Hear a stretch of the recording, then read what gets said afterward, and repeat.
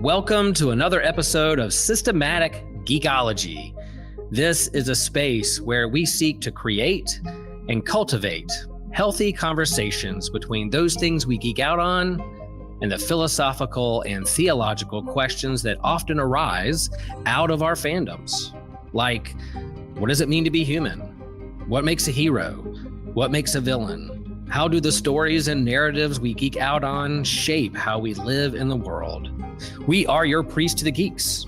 We aren't all ordained, but we see ourselves as mediators at the intersection of geek culture and going deeper in our faith. We don't always have to agree, but we do respect each other. And we see everyone as a beloved child of God. Everyone geeks out on something, so come geek out with us and enjoy the show.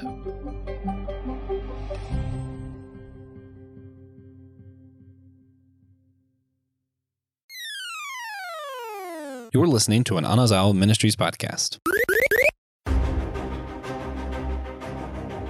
Are you feeling like you're having a deja vu right now? Probably, most likely. Are you thinking that you've heard or seen this episode of Systematic Geekology before? You're probably right. You're probably right. Could you have learned something new since the last time we talked about the movie Groundhog Day? We certainly hope so. Happy Groundhog Day, everyone. I hope that you had your Groundhog Day stockings filled with all the things you had hoped for. I hope that maybe you got a Groundhog Day card from a loved one, and maybe you got your groundhog gift that you wanted, and you wrote and sent a letter out to Saint Groundhog, and they brought that in the middle of the night and dropped it underneath your groundhog tree. I'm hoping that is a part of your Groundhog Day celebrations. And yep, we're going to talk about the movie Groundhog Day again. And so that's our bit. That's what we're doing. It's meta. We love doing this. It's a cheesy, corny joke that, of course, Joshua and I just love. And certainly I can't talk about this movie by myself. I have to bring on some friends. And so I am happy to bring on my friend, Kevin. Kevin, how are you doing? What are you up to today? I am good. I'm down to talk about this because it's been a busy week at work, and I'm always down to talk about one of the great Bill Murray, Harold Ramis classics. Anytime. But I love the meta joke of this, doing an episode every year on the same, like, that's pretty perfect. But I think we'll get more into it, but I think a movie like this, it's well worth revisiting annually, and you're going to get different perspectives from it. And particularly the other guests you brought on today, I'm really curious to see their perspective we'll get into that why. But yes, this will be a fun discussion. That's a good teaser. Yeah, let's bring her up. Here she is, Jennifer, my friend Jennifer, a fellow Lutheran minister. We go way back to the beginning of my beginning days here in Chapel Hill at Holy Trinity, and I've been trying to get Jennifer on this podcast for a while, and we finally found a reason to do that, and an opportunity. Jennifer, how are you? What are you up to? Where are you today? I'm okay. Life's a bit frazzly right now. Mm-hmm. I am in Cortland, New York. Okay. I moved here 2 months ago. So yeah, the blizzard bit that I could relate to. I appreciated the weather, but yeah, what am I up to? I'm pastor life. Part-time pastor life. Yeah. So we talked about the different when you're moving from Chapel Hill up to New York. We were like, yeah, we think you can handle the weather and maybe look forward to some snow. But I think you guys have had a lot of snow over the last. Uh-huh. Yeah. Yeah. It's I look out the window and I'm like, oh, it's snowing again. Yeah. Okay. This is what it does. It may not thaw out until springtime. So you can really relate to the aspect of Groundhog Day being snowed in. Yes. Stuff we didn't plan, but glad it all comes together with this right here.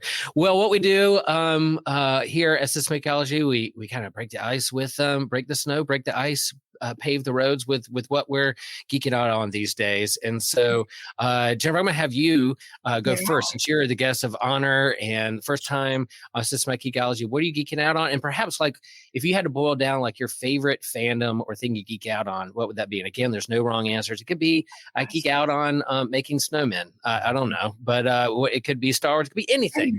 What are you geeking out on lately? And then what would you say is like your main fandom? Okay. Lately, I'm geeking out on PBS British murder mysteries. Nice. It has helped it feel a little more like home, especially the Duke and Mrs. Scarlet, or Miss Scarlet and the Duke, whichever way it goes. I'm ahead of what they're showing on TV, so I don't want to talk about it in case I say something. There you go.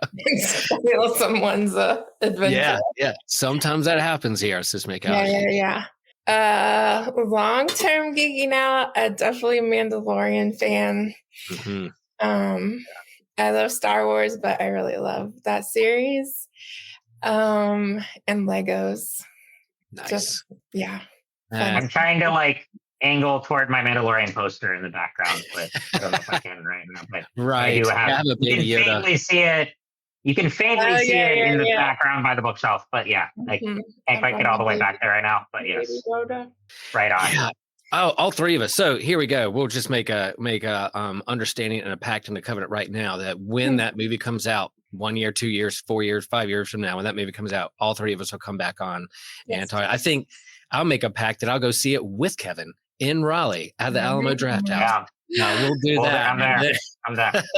And then we'll talk about it afterward. Cool. Thanks, Jennifer. Yeah. Glad you can geek out with us. Kevin, what are you geeking out on?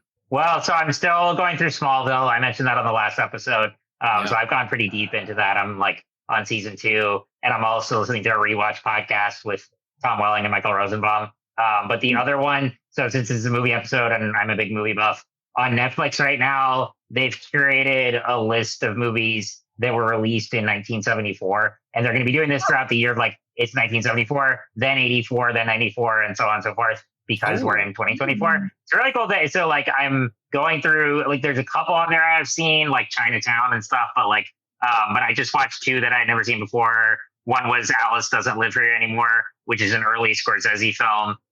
The other was The Gambler with James Caan. So both, they're all kind of 74. The 70s were this like era of like dark noir thrillers and stuff like that. So that's predominantly what it's going to be. I imagine 84 is going to be totally different. So I'm really, I think that's going to be a big part of my movie watching this series, going through each of those lists as they come out. I think there will be some really unique choices there. That's cool. Yeah. I even date pop culture in like BSW and ASW, before Star Wars, after Star Wars. So when I think of 1974, it's 3 years before Star Wars even hit the screen. So people don't even know what they're doing. Dark noirs. They're like, oh man, this is before Star Wars even emerged onto the scene. And then 84, man, that's, we're talking after Return of the Jedi stuff, like the completed trilogy, change of the game. I do think of, when I was born, of course, predate, think of dates in terms of the birth of Christ, but also like when Star Wars emerged onto the scenes. That's some of the things I think about. In the year of our Jedi, in the year of our Jedi. Fantastic.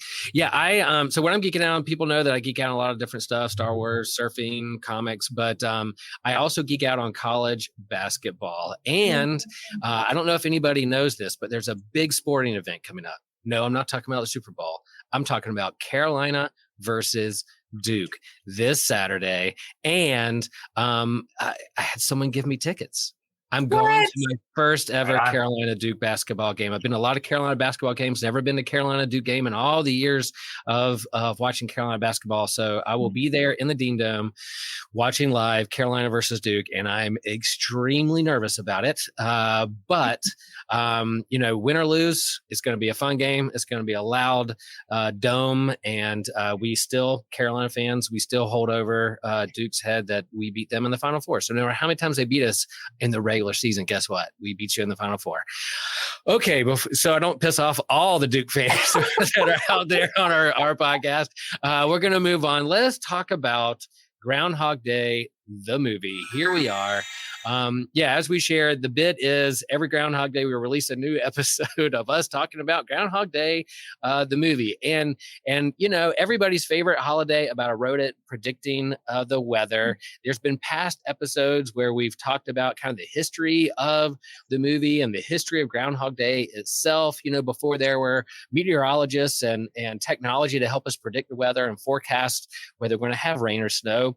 People in the 1800s and before would find every reason they could to help them predict what the winter or weather or spring is going to look like. They read the heavens, they read the clouds, they try to read the tea leaves. They even have groundhogs checking their shadow to see if there's going to be 6 more weeks of winter. And I'm sure Jennifer doesn't want 6 more weeks of winter. I don't know if you're seeing your shadow. But this movie, it came out in 1993. Is Harold Ramis, famous for Ghostbusters as well. And some of the history around this is that there was a writer.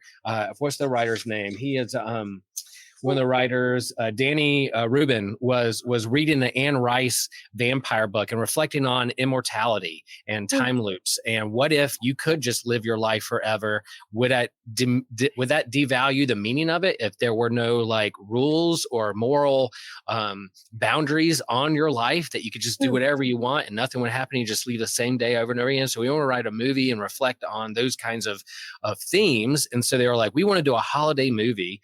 And they started thinking about it, and really the vision was let's make a Christmas movie that's of the same vein and popularity as It's a Wonderful Life or A Christmas Story, all those kinds of things. Let's do this that people are going to watch every year. But then they kind of realized the trappings around the holidays and what that could look like. So they just picked a random holiday that perhaps there's no trappings around it, that no baggage to those kind of holiday movies. So why not pick as neutral a holiday as you can? Groundhog Day. And Bill Murray is in this movie, Andy McDowell, Chris Elliott, fantastic cast there. So that's the movie itself.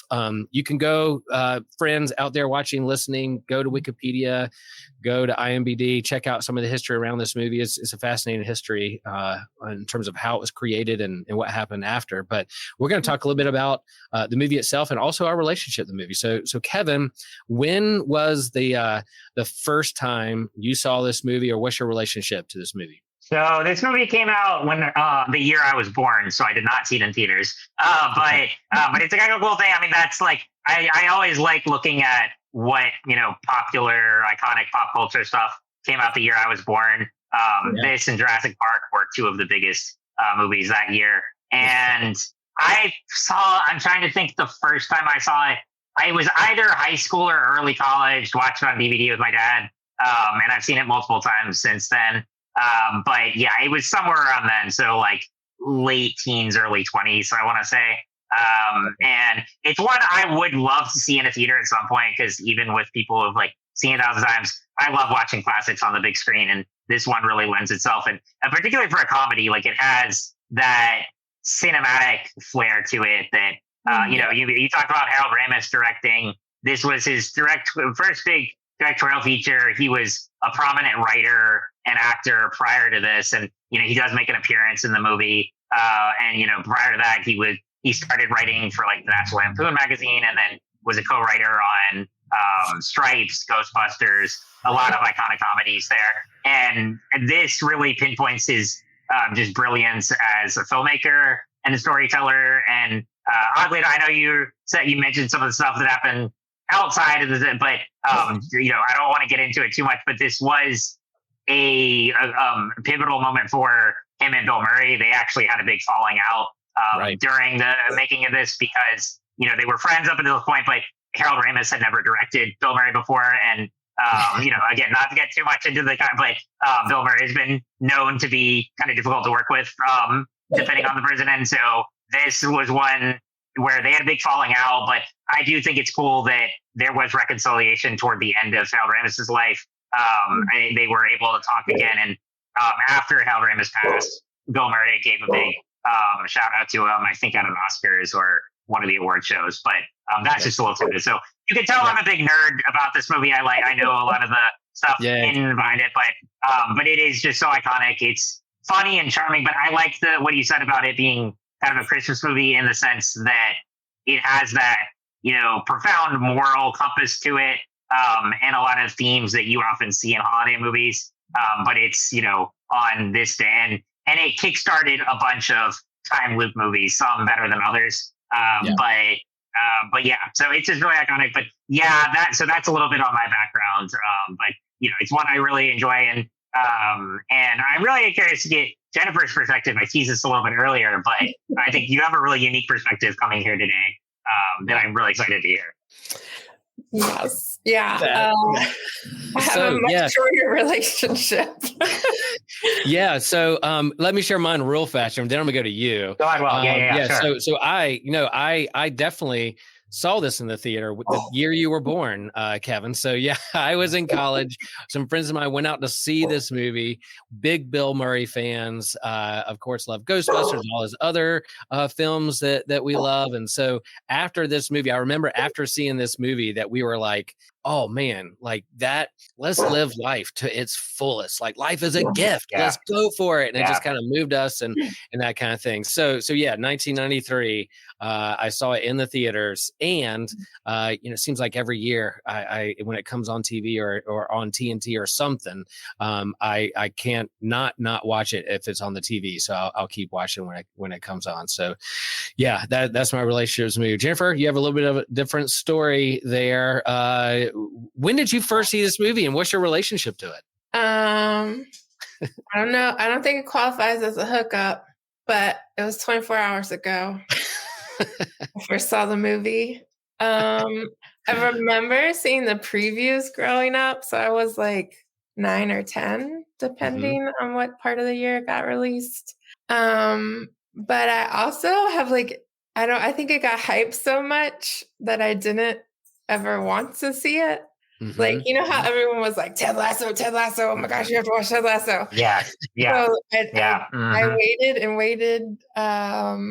And I really wasn't going to watch it until someone I trusted was like, no, like, you really need to watch this. It's good.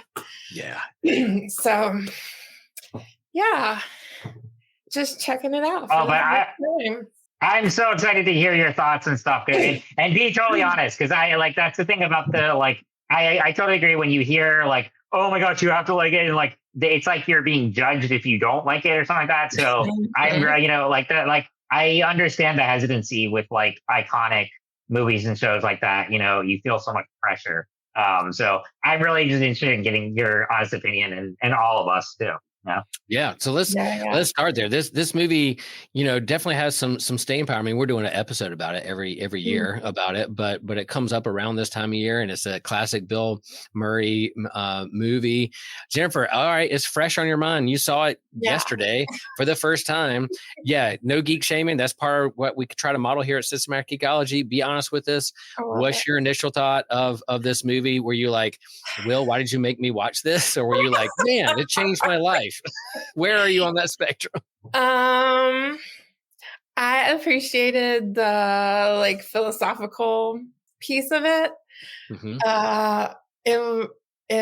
It felt very white male gazy, and it was really hard. I mean, I grew up in the 90s, so I wasn't surprised, but it was really hard to watch when he was trying to make out with Rita, and trying to force her to stay and have sex. So I was like, oh, this is painful. No. Yeah.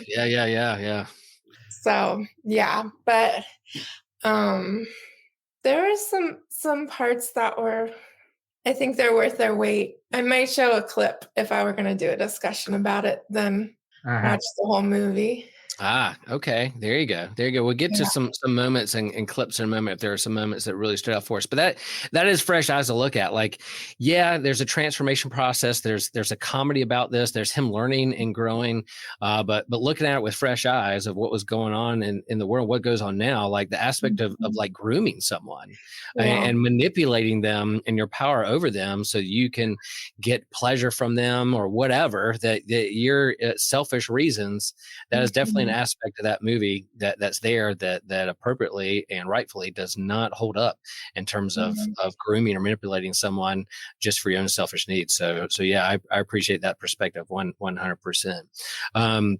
Kevin, as you kind of thinking about this movie fresh or whatever, what is it about this movie that holds up or speaks up to what shadows is it showing out there as we watch and see, or a theme that you take away from this movie? Yeah, I mean, the first time I watched it, I did laugh a lot, and like I just love. I mean, and like scenes like the friend or not a friend, but the guy he knew in high school that first season, Phil Connors. Like I always liked that guy's voice and stuff. And there were moments like that. I love the Jeopardy scene. I love the one when he just like knows all the Jeopardy, and then I love the one like toward the end when he's getting like bored of being stuck in the time loop.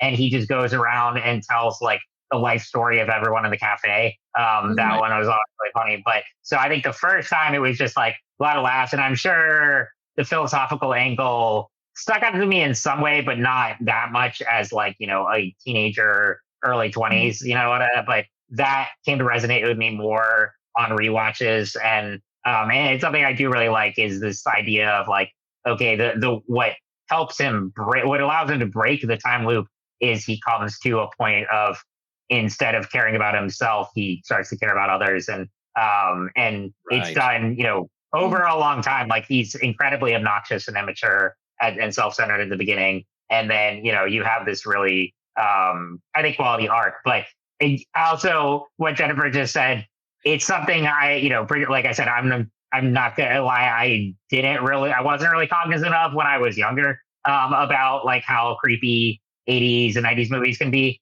That's just like that, and that's a lot of the fault of that is just the way media is presented to us. It's definitely something I've thought about more as I've gotten older, and it does. There's a lot of movies where I go back on and I'm like, oh, this is like, and I mean, particularly like there's the stuff with Rita, but even before that, when he goes up to that woman and like they don't know each other, but he makes it, but he goes and asks her, hey, what was your high school math teacher, blah, blah, blah, and all that, gets all this information on the stranger. And the next day says, oh my gosh, like, so, we were in Mr. I don't know his name, but like, we were in that class together. Oh my gosh, so good to see you.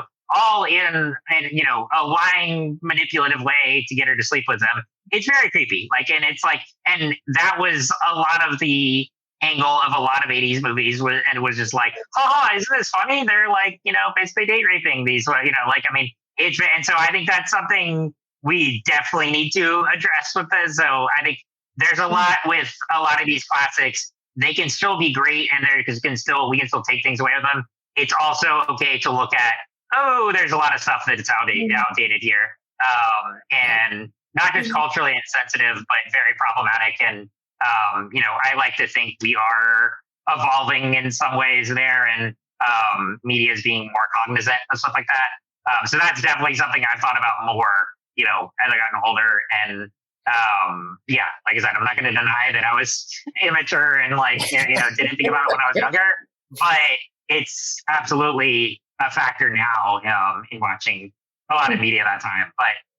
But again, I think as far as why it holds up, it is just like the character interactions. Another one of my favorite scenes though is when he gets pulled over by the cop early on, and once he starts embracing that he can do whatever he wants, he's like, yeah, I'll take 2 cheeseburgers, 2 fries. Like, I mean, he just doesn't care. There's funny stuff like that doesn't involve like manipulating people. So there's still some great comedy throughout, and there's some great philosophy. And there's a lot of reasons it holds up and can still resonate.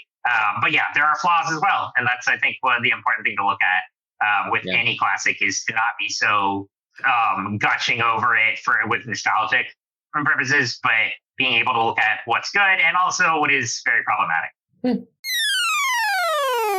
We interrupt our regularly scheduled podcasting for an important message. My name is Tejas. I come to you today to inform you that for as little as $0.00 a week, you could in fact help us by joining our Discord channel. We'd love to talk to you guys there. There's a ton you can do on Discord. You can hang out with us, talk directly to all of the hosts, ask us questions, get more involved in our community, and join in future watch sessions. We like to hop in a voice channel and stream something and watch it that way.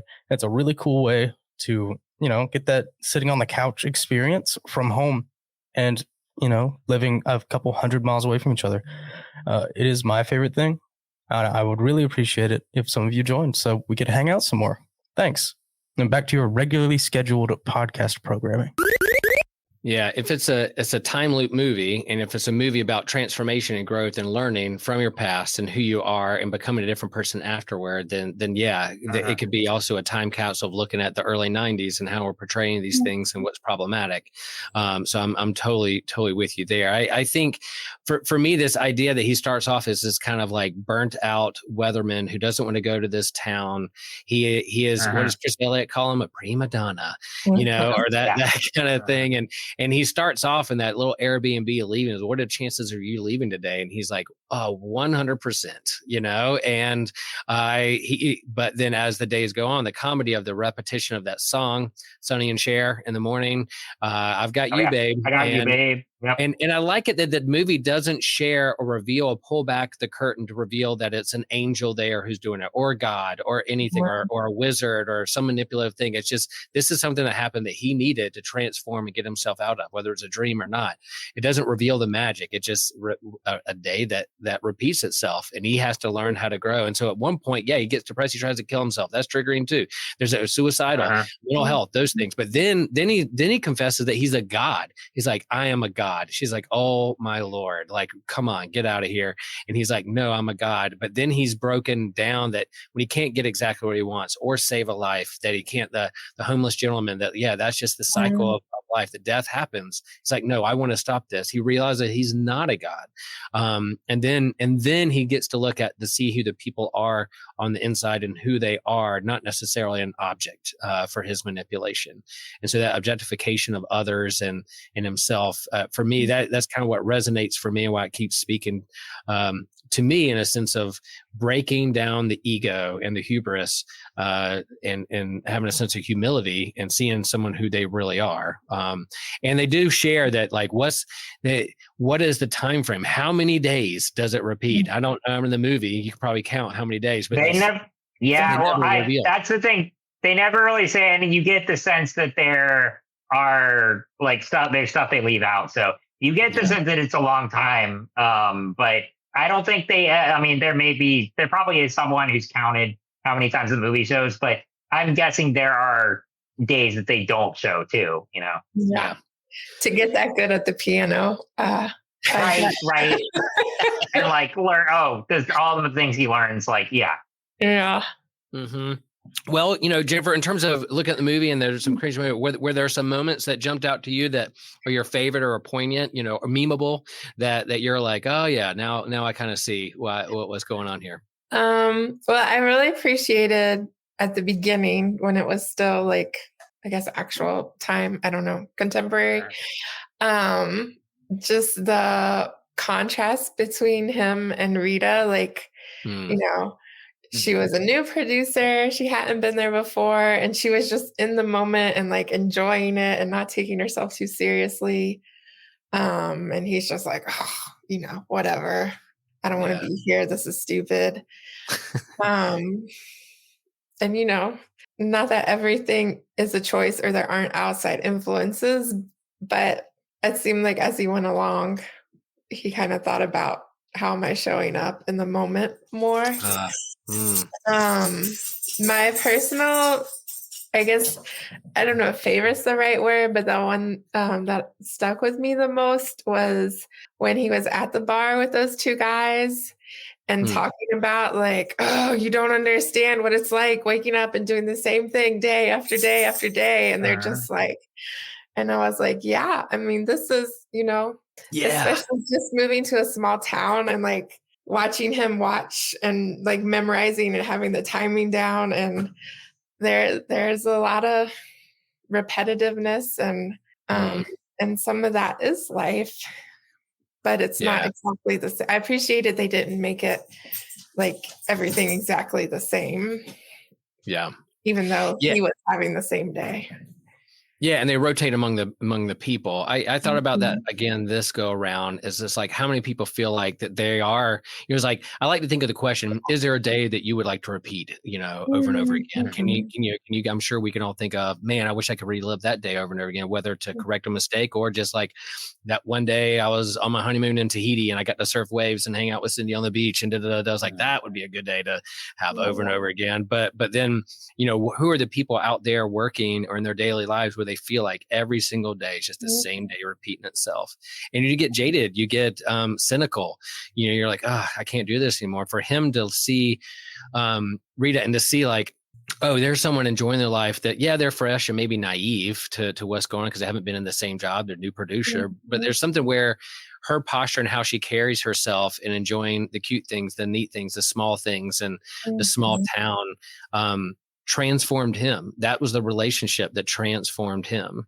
And he needed that over and over again. It is our relationships that we're involved with and entangled. There's the drinking game. Every time I say entangled, golly, the relationships and communities we're entangled with is what has an impact and transformative powers on us. So I appreciate you lifting up those things. Is there moments for you, Kevin, in the movie that you remember or stick out that like, that's a moment that if I'm going to think of Groundhog Day, that's a moment that I remember the most? I mentioned some of the funny moments earlier that I like when he does like go on just like, oh, I can do whatever I want and all that. So I love the cop scene. And then later on, like there's like, that's what I like about it is there's different transitions as far as his approach to the time loop. At that point, he's just embracing the fun of it and getting into trouble. Then later on, it's the monotony and like the Jeopardy scene encapsulates that. And then a lot of the scenes with Andy, particularly later on, as as she calls him out and he does, like come to realize like, oh, maybe I should, start to give a thought about other people, not just myself. There's, and I do love the scene when Harold Ramis is there just because it's a great cameo. But yeah, there's a lot of great moments there. And then when he wakes up at the end and he like realizes, oh wow, the day actually moved, I mean, like when he does break the loop, and because that's the other thing I like about the movie is like from a philosophical angle and a like plot standpoint, they never give an explanation as far as what is supernatural or, like what's causing him to be stuck in it and what sets him free. It's more, you kind of put aside, like, it's a kind of MacGuffin and it's just like saying, okay, he's stuck in this loop and it's more his character changes the outcome. And until he accepts that, the things he can't change and that he should actually care about other people, that's when it breaks. Yeah, and I love it that Jennifer's dog has opinions too. What's the name of your dog, Jennifer? Let them share. Let them share. It's what? Emma. Oh God, I thought you said Ramus there for a second. I was like, oh my gosh, you're kidding me? That would be like Emma sharing her thoughts as dogs. Strong opinions also. Strong opinions. Well, that's a good point, Kevin. What breaks it, because it does play that song, right? But it's the different, he's like, it's another day, but it's their language of like, not, hey, good morning, it's Groundhog. It's the different after the song. So you think it's going to be another day, but something changes there. He's like, what's going on? And him looking outside and seeing the snow, seeing all these things that made the day different. Jennifer, seeing this movie for the first time, was there like, were you asking like, how many days is this going to go? How is this going to break? What was your like thoughts on how this was going to change or transform there? And were you surprised at the ending? Because I've seen it so many times it's predictable. Yeah. I know it by heart. But you, what was kind of the from fresh eyes? Was it predictable? Was the ending satisfying to you? It wasn't predictable. I did wonder, especially as he started dying by suicide. I was like, okay, I can't this. Yeah, I'm for this. like how they were going to resolve it. I didn't really, I didn't have much of a thought about how they were going to resolve it. Mm-hmm. I don't know if I missed something in terms of his character changing, but the like transition felt too quick to me. Yeah. Mm-hmm. Like, you know, he was trying to especially manipulate her, but like, you know, manipulating a lot of people like we've talked about. And then all of a sudden it was like, oh, I'm friendly with people and I'm not just thinking about myself. And I didn't trust it. Like that he was being like, it didn't seem sincere at first. So I just thought about this, but you know, okay, so he, you know, like he comes to this, like, yeah, I'm now a lot more, you know, caring about others, and then when he does wake up in the time with breaks, you know, he's there in bed with Rita, and like they want to like be together. That to me, it's a very like 80s and 90s thing and all that guy. Like, I mean, like, oh, he like his character changed, he's selfish, therefore he gets the girl. Give her. I think if this were made today, like it would have been different. It would have been like his maturity would have led to him being okay with himself rather than like, you know, they have this kind of like, because it is pretty even though I think as actors, they like him and Andy McDowell had really good chemistry and like that. But again, like you said, he manipulates her through most of the time. And then just at the end, you know, he makes the ice sculpture and all that. And he's like, oh, I'm a good person now. Like, and then they have them be together. It is pretty, I mean, and again, that was like very common in the classic sphere. Whereas I think like if that were made today, I think it would be more of like, oh, I'm going to respect women now and like respect myself and would be content with being by himself rather than have the like, you know, it feels weird to even call it a fairy tale ending because I'm like, they kind of hate each other at the beginning and like, you know, and yeah, it's just a weird thing. So that's, again, looking back on it, this is where I think it helps to have a modern perspective, you know? Mm-hmm. Mm-hmm.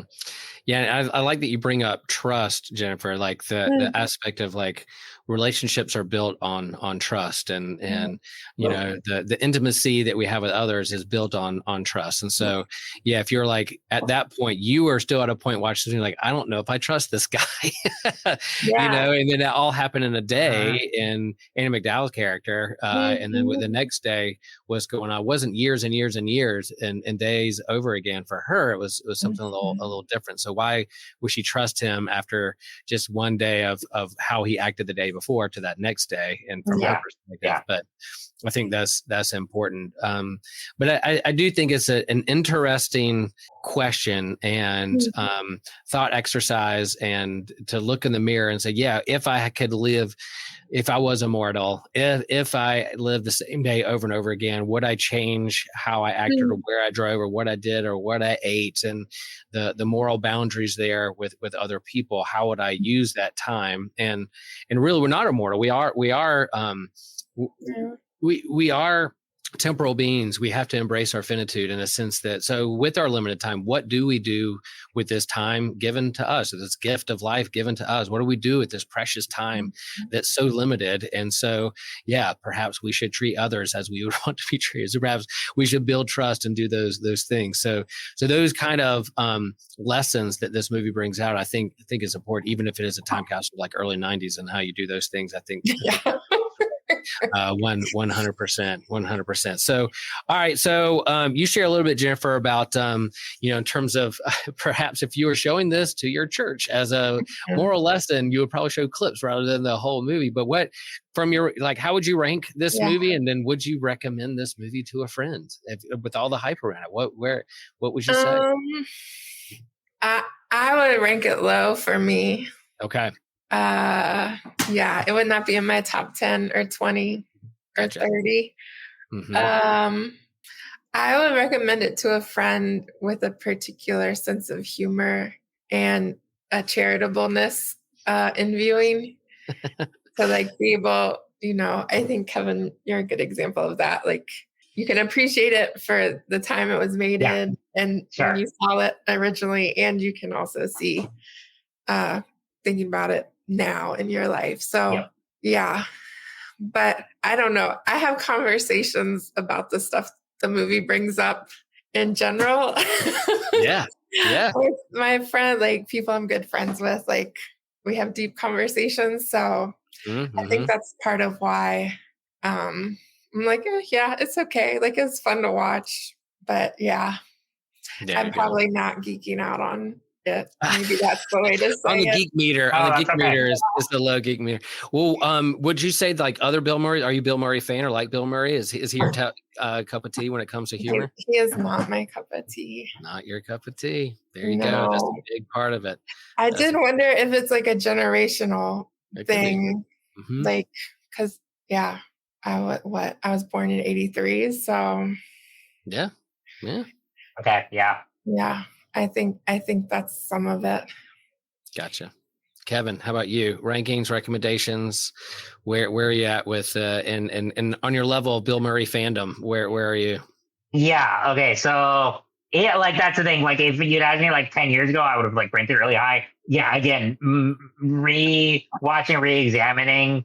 Yeah, there's points I would take away from it, but like I'm still like I'm of the opinion that I like still going back and looking at older media, that's renowned and like something that's like even not, and recognizing okay the cultural and historical context of like when it was made, that there's a reason why it stood the test of time, but also yes, there's problematic stuff here. So that's where I would do why I wouldn't make it like a perfect. I don't call it a perfect film, even though I do think it's very good. I also think it's got issues too.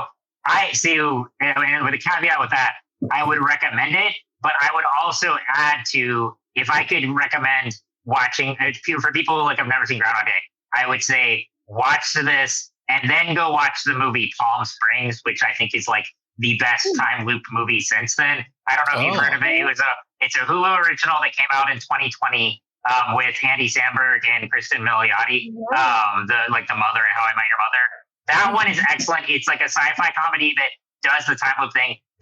One of the big differences is like not just the setting and everything, but it has both characters. They get caught in the time loop together. So like it kind of removes that like creepy barrier, like they're both caught in together. They're in this existential crisis trying to figure out. I think the guy, if I remember, I've only seen it once. I really liked it. I need to revisit it, but like, I think Andy Samberg's character gets in it first, but then Kristen Milioti gets in it too. And so they're both working through it together. And it's the day of her sister's wedding. And so I think it's like a perfect build on what Groundhog Day did with the philosophical stuff. And it brings it into a modern context and does it really well. So I recommend watching both of them and looking at it, even though, they're two totally different movies and like, different times and everything like that. And it's not technically a remake, but it draws on a lot of what Groundhog Day did and gives it an update. So I recommend watching both of those, but yeah, it's still one I highly recommend because, and I understand if like, people who are just like not comfortable watching like 80s and 90s comedies for the reasons we discussed, I totally understand that and respect that. But if you're able to look at it from that perspective and like look at what objectively what works and what doesn't, and what does not age well at all. I think it's important to look at because it is a really iconic comedy. And there's a reason it's resonated for some people. As far as Bill Murray fandom, like it's also mixed because I don't really like Bill Murray as a person. Like I know he's had like really like there's like creepy stuff about it, like in news and stuff like that. But I do love a lot of his movies and his comedy. Particularly the ones I would, when you were for recommendations of like other Bill Murray movies, the ones I would pick would be Stripes, which I think is pretty hilarious. It also has some problematic stuff in there, but it's also just like relentlessly funny and goofy. That's where him and Harold Ramis go into the military, and they're terrible at it, and like there's some great moments in that. The other one is Rushmore, which is like one of my favorite Wes Anderson films. And I think he's pretty great in that. So it's like mixed. I'm aware of a lot of the problematic stuff about him as a public figure, that I obviously don't condone. But he is a comedy icon and of course I love Ghostbusters. So there's still a lot of the classics I love. And I think he has more range as an actor than you might think. So that's why I would look at some of the Wes Anderson performances, and there's still a few I haven't seen as far as like the dramatic roles, but. Yeah, that's fine. I know that's a long-winded answer. Yeah, that's good. That's good. You can't talk about Bill Murray and then like have a short, quick answer. Some of that's like, here's a complicated. Wasn't there like a Netflix show of him of like Bill Murray's sightings, like almost like apparitions, like he would just show up at like people's houses or I think I've heard about that. And done that. Like he hung out or lived in Charleston for a little while. Bill Murray, if you're listening to this, we'll be happy to have you come on Systematic Ecology and clarify things. But I don't even think he owns a phone. I think people don't even know how to get in touch with him for things. Yeah. Like there's certain things, that mystery around that. Like I grew up on Bill Murray movies from the 80s. And of course, Ghostbusters was just one of my top favorite movies of all time. And then when this came out, saw it in the theater and other Bill Murray movies, there's that. I would say, my sense of humor is right around Bill Murray's, and we're there. I'm a quirky dude when it comes to that. So I would recommend it. But again, like Jennifer, you look at it through a lens, and what is it speaking to? As a time capsule of a certain time of how people are being treated, or even what they thought was funny. But then those timeless questions that it lifts up about, what's the gift of life? What do we do with our time? I'm right there. So I would recommend it. But then of course, like with everything, say, all right, consider it's do some text criticism. Consider its cultural significance and when it was done. And so there you go. I think we should writing down Palm Springs as when I like Andy Samberg a lot. And so you it's a great movie. Okay. I got that one right there. And I think time loop movies and what you do with time is always fascinating genre when it comes to that. So there. And that movie, like it wasn't planned to like when it came out, when it did, but it came out in the summer of 2020 during the height of the pandemic when it could not have been more relevant. And obviously it was made before that. So it's pretty wild, but yeah, that's a really good one. And no, I agree. I think with stuff like this, I agree that like we should be able to look at things from, an objective critical lens and look at, like older movies and shows as like what they are. And you don't have to like, even the ones like this that a lot of people have a reverence for, you don't have to find flawless. You can look at and see, okay, this is just not. So I think it's important to like not put every classic on a pedestal and be able to look at it objectively. Yeah, and you're right. Like even like Star Wars of the day was like faster and intense, and people couldn't believe what was going on. And this is coming after like 2001: Space Odyssey. But I have kids of today going back and watching Star Wars, like, wow, this is moving so slow. What's going on here? Like, no, you don't understand. It's the greatest movie ever, and it's going so fast. So there's that. Yeah, well, friends, we hope you enjoyed this episode of Systematic Ecology. I know Emma did. And we are gonna wrap this thing up. We want you to smash that like button, to share it with a friend or an enemy. We're all about sharing with enemies as well. And let us know, like, what are your thoughts on Bill Murray and Groundhog Day? What are your thoughts on those things that like really kind of tap into life and the gift of life and what we do with the time that we're given? So hop in on our social medias and on the message boards and let us know. We're happy to engage and have a conversation with you. And I don't know if you're seeing your shadow today out there in the world, or if you're haunted by your shadow, or if you want more winter, or if you want summer to get here as fast as it can. Wherever you are on that spectrum, know that you are loved, that we care about you, and that we hope that you will share the faith and share the geek.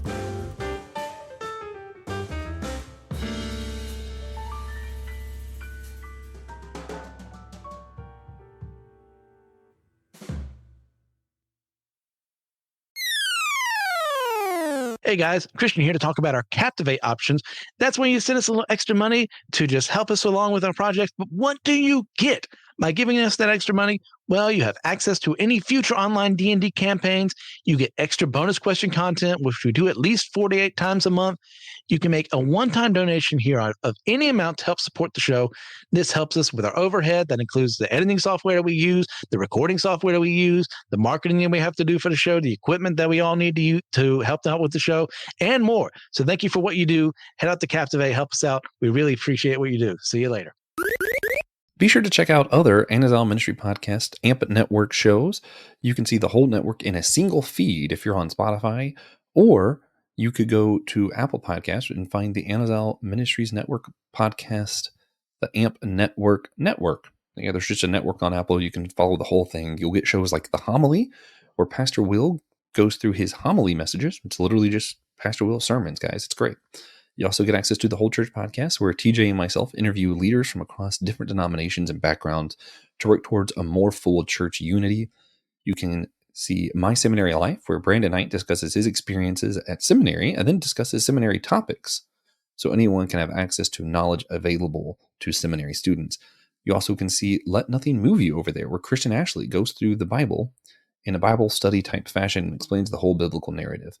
I also have a show on there, The Dummy for Theology, where we discuss various theological topics in an attempt to show every side of the discussions, leaving you with more questions than answers. There's also The Bible After Hours, where the foul-mouthed preacher goes through the Bible from a more progressive view to challenge the status quo of the modern church.